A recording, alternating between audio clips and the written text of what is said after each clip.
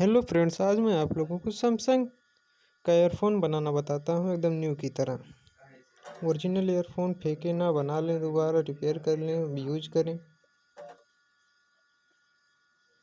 पूरा वीडियो ज़रूर देखें लास्ट तक, तब मज़ा आएगा कि कैसे बनाया जाता है ईयरफोन।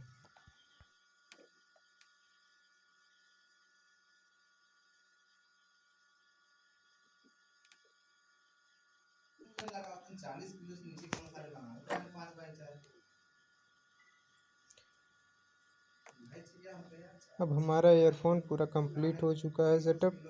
अब पैक करके दिखाता हूँ। वीडियो अच्छा लगे तो लाइक करना, शेयर करना, सब्सक्राइब करना।